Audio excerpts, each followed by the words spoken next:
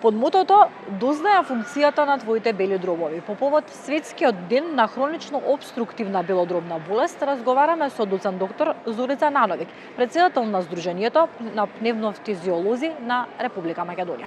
Докторке, за почеток, што представува ХОП? Најпрво сакам да ви се заблагодарам на одвоеното време да присуствувате на овој настан, што е за нас пулмолозите од големо значење.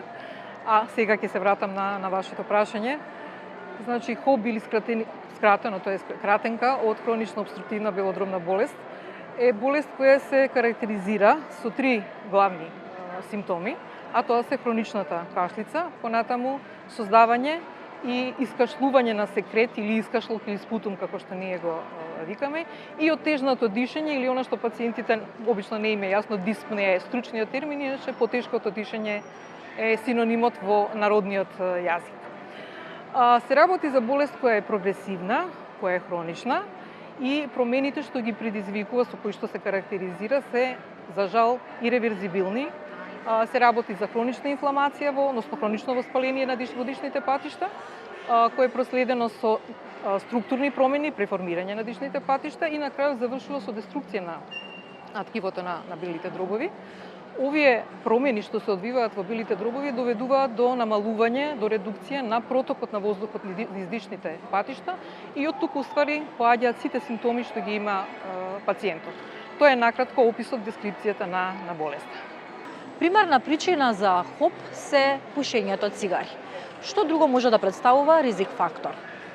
Постојат повеќе така наречени ризик фактори, односно тоа се фактори кои неповолно влијаат во смисол да го помагаат развојот и појавата на хроничната обструктивна белодробна болест. Болеста се појавува како резултат на интеракција на овие неповолни фактори, тоа се фактори од околината, во комбинација со генетиката што ја носиме, секој од нас што ја носи во себе, и може таа интеракција да се јави низ тек на целиот живот. Освен пушењето кое е докажано и потврдено, односно тоа е уствари експозицијата на димот на чадот од цигарите, која не мора да биде поврзана со лично пушење, може да биде и од втора рака, second hand. Значи можете да вдишувате димот цигара кој од друг го консумира. Освен пушењето како докажано фактор, ризик фактор, постојат и други битни кои треба да се споменат, а тоа се загадувањето на воздухот, значи аерозагадувањето како надвор, што е сега актуелно, секојдневно го гледаме во медиумите, меѓутоа и загадувањето во домот во смисол на користење на биомаси, како што е дрвото, како што се отпадоци од растителни култури, екскременти од животни и јагленот како извори на топлинска енергија за грејење, односно за готвење. Понатаму експозиција на штетни нокси, на прашина, на пареи, на хемикали на работното место. И она што посебно сакам да го нагласам, различни штетни нокси кои можат да влијаат врз развитокот и растот на белите дробови кој почна уште за време на интраутериниот развој, значи додека фетусот, односно ембриото се развива кај мајката и трае негде до 20-25 година. Се што делува во тој период, особено во раното детство, како чести или тешки респираторни инфекции, понатаму астма, во детството туберкулоза, се што може да го наруши развојот и растот на белите дробови, создава подлога, значи ризик, да некогаш во животот постои можност да се развие хронична обструктивна белодробна болест. Колку е опасна оваа болест? Вака сега, значи се работи, реков на почетокот, тоа е хронична и прогресивна болест. За жал промените се како напредуваат иреверзибилни, не можете да ги вратите назад, затоа е битно да се открие во што е порана можна оваа фаза. За да илустрирам колку е опасна, на долг рок не само што ја редуцира, ја намалува белодробната функција, туку има влијание, прави импликации, создава ризик од други компликации, како што се срцеви заболувања, на прво место хроничното пулмонално срце, компликации од типот на диабет, с големен ризик за белодробен карцином, асоцирано повторно со пушењето. Понатаму овие лица имаат повисока фреквенција и на психијатриски заболувања, односно анксиозност, депресија, имаат проблеми од типот на несакани ефекти врз мускулатурата од самата болест и од лековите, на коските, значи тоа е една системска болест. Повторно за илустрација, минатата година, според податоците на Светската здравствена организација, во светот, поради ХОП, морталитетот, смртноста изнесува 3,5 милиони или 5% од вкупната смртност и ХОП се наоѓа на 4-то место како причина од водечките причини за смртност во светот. Како се лекува ХОП?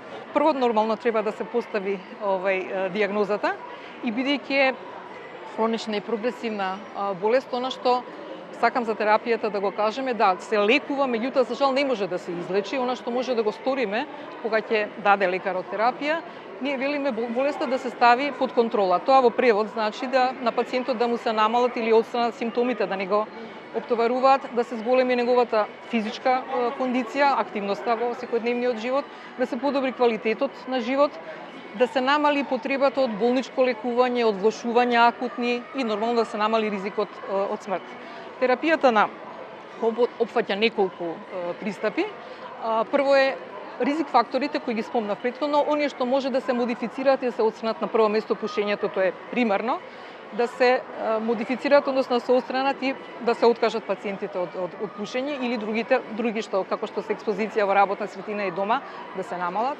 Втората група на тераписки мерки е медикаментозно лекување. Тука примерно место имаат така наречените бронходилататори. Тоа се лекови кои ги прошируваат, ги релаксираат дишните патишта и на тој начин го овозможуваат подобар проток на воздух. Тие се применуваат во форма на инхалативна, со помош на апаратчиња, инхалери или нашите пациенти ги викаат пумпички, спреови. Тоа е најдобрата терапија која им стои на располагање. Понекогаш кај некои од пациентите докторот може да процени према тежината на болеста да додаде глукокортикоиди во овие инхалери, а кај оние како што има влошување, може да биде потребно и болничко лекување со инекции, со лекови што се даваат на уста, понекогаш и антибиотици, бидејќи инфекциите се чести предизвикувачи на акутното влошување. На располагање стои и оксигената терапија, кај подолготрајни и потешки типови на болести. Има пациенти што ја користат и во домашни услови и нормално пулмоналната рехабилитација. Ова прилика сакам да искористам да кажам дека овие пациенти што со стабилна хронична опструктивна белодробна болест треба да се вакцинираат редовно за да се спречат одредени инфекции кои може да бидат респираторни причина за нивните екзасербации. Знаете дека годишно треба да се вакцинираат од грип. Понатаму постојат и други вакцини како што се пнеумокок на ковид во последните години. Тоа е уште една од тераписките мерки. Во овие препораки, претпоставувам, ќе препорачате и почесто бегање на чист воздух за овие пациенти. Апсолутно. Докажано е дека аерозагадувањето, она што е во околината, значи надвор, не само за ХОП, него и за другите респираторни заболувања има негативно влијание и колку што е можно престојувањето, топло се препорачува престојување на чист воздух. Колку луѓе во Македонија боледуваат од ХОП и дали постои статистика за тоа кој е најмладиот пациент?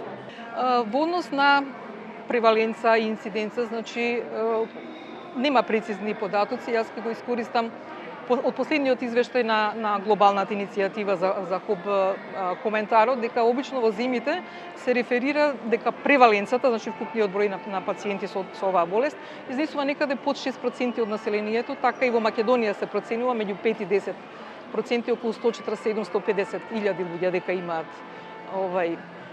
ХОП. Точната бројка значи не би можела да кажам, ова се проценки. А во светот преваленцата токму од овој извештај повторно е малку во корист повеќе на мажите. Некаде 11,8 е преваленцата проценти, а за жените 8,5, 10,3 е универзалната, односно во глобални мерки, тоа е значи преваленцата на болеста. Сакам да нагласам дека постојат разлики во однос на земјите во кои што се пресметува, како што се рецимо земјите што се со ниски примања, приходи и со средни, кај нив 3/4 од вкупниот број на случаи се наоѓаат во овие земји, а додека рецимо во земјите што се со високи приходи, преваленцата помеѓу мажите и жените токму поради злоупотребата на пушењето на цигарите е тука некаде изедначена. Докторке, благодарам што зборувавте за Слободен печат. Благодарам уште еднаш на поканата.